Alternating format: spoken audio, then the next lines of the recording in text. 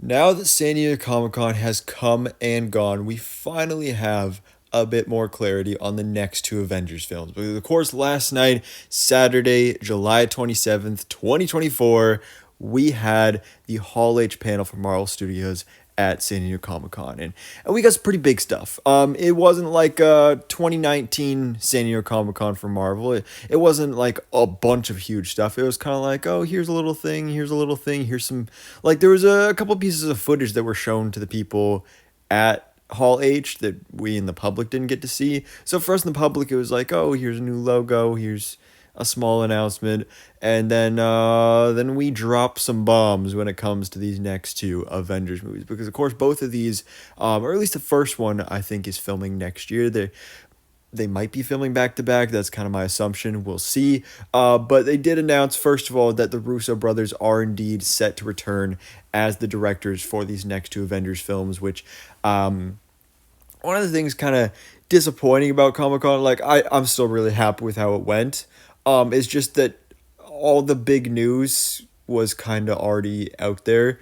So the Russo brothers, this is a rumor that popped up a week or two ago. So we've been talking about that for a bit, and this has been very controversial among fans. Which I don't really see why. I think it's a great choice because obviously they directed four of the best MCU movies: Winter Soldier, Civil War, Infinity War, and Endgame. And, you know, these last couple of years, Marvel's been in a rough spot, and everybody's been saying, oh, it hasn't been the same since Endgame. But then they look at this and they're like, but their work outside of Marvel's been terrible. Yeah, but look at what they did with Marvel. So maybe they're just not the strongest directors on their own, but when they're under the supervision of Kevin Feige and the rest of the people at Marvel, they do some pretty good work, especially when it comes to big team up movies. So this personally, I think, is great news. And something I'm really excited for. So they do announce that yes, they are going to be directing Avengers Secret Wars, which I'm also really excited just for them because they've done interviews like years ago talking about how, like before Secret Wars was even announced in the MCU, about how they would want to direct a Secret Wars film in the MCU and like how they grew up loving that storyline. So I'm really happy for them for that. We get a new logo here, which looks pretty cool, which I definitely like more than the original because the original was black and it was just kind of a boring logo. This is orange, so it's much cooler, more brighter, more closer to the original comic logo, at least with the Secret Wars part. But then they do announce, okay, so that's Avengers 6. Avengers 5, of course, has been in limbo for a while because it was originally Avengers the Kang Dynasty, but that is no longer the case. And that, of course, brings us to Avengers Doomsday, which is so cool to see. And then not only do they announce we are getting Doctor Doom and that we're getting Avengers Doomsday, but that in fact we have Robert Downey Jr. returning to the MCU to play Victor Von Doom, which is another big kind of controversial thing now on the internet when it comes to this casting choice. And there's just so many layers to this casting. But again, also not a huge surprise because I made a video about this a little over a week ago, this being a rumor, and the possibility of this, and now looks like it's true. So there we go.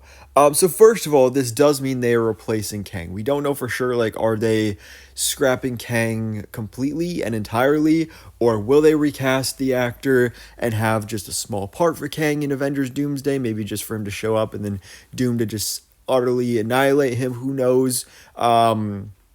But yeah, looks like Kang is not really happening anymore, which on one hand, it's like you really didn't have to pivot this hard. You could have literally just recast the actor and stuck to your original plans. Although plenty of people will argue, oh, the Kang character wasn't super popular. But to be fair, I mean, he was only in one movie, and he was kind of the best part of that movie. But also he was defeated by ants in that movie, so there's that as well.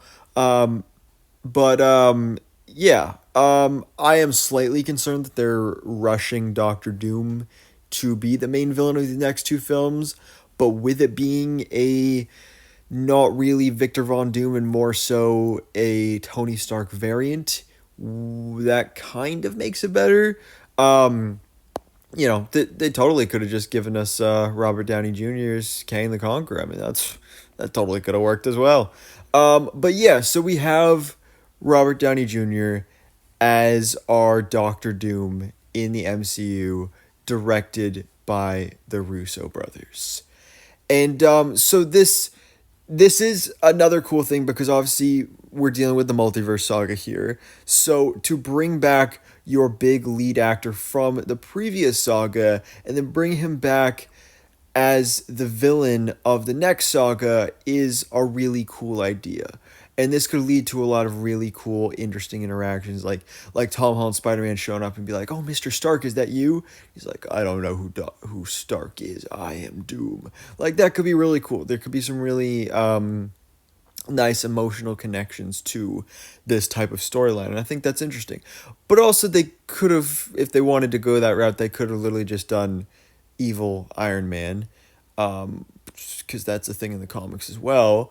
But whatever, they're gonna go ahead and do this, which is something from the comics where there was a an alternate version of Tony Stark who became Doctor Doom, the infamous Iron Man.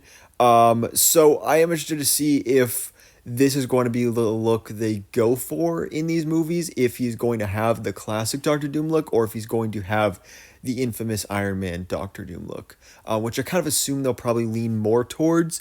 So then I'm assuming it'll be a case where this Robert Downey Jr. Tony Stark Doctor Doom is the main villain of Doomsday and Secret Wars, and then after that we will be introduced to, or possibly will even be introduced to, the main Victor Von Doom prior to these movies, because there's rumors we might see a Victor Von Doom in Fantastic Four, and then that will be the main Doctor Doom, which brings up a lot of other kind of slight issues as well, because I mean that's a cool idea, and that's a cool way to kind of like, oh, have your cake and eat it too, like you get the best of both worlds.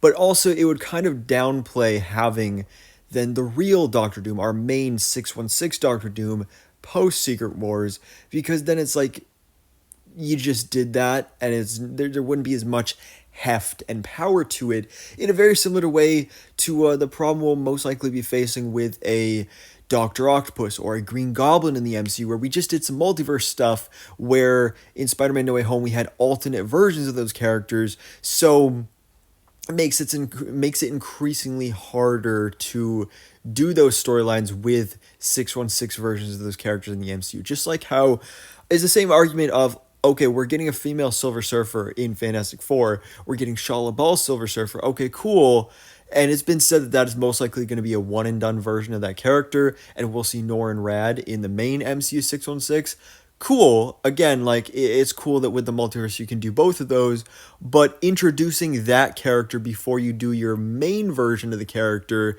kind of downplays the coolness of your main version of that character.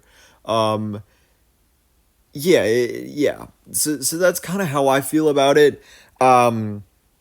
This is something that I don't know. I feel like for the most part, I'm excited for it, and I think this will be really cool, and it's a really creative idea to go about doing, especially because it is a thing from the comics, and to take advantage of that with the Secret Wars storyline, and instead of rushing to our main Victor Von Doom, do a different version of Doctor Doom, so you still get the comics accurate ties.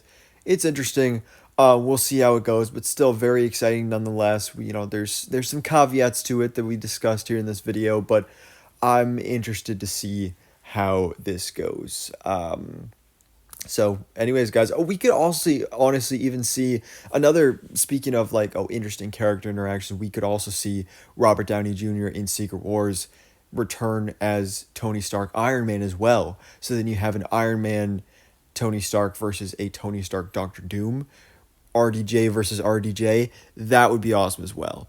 But anyways, guys, let me know your thoughts in the comments below, and thanks for watching. Please drop a like if you enjoyed this video, and hit the subscribe button so I keep up to date on everything that goes on in the Marvel life.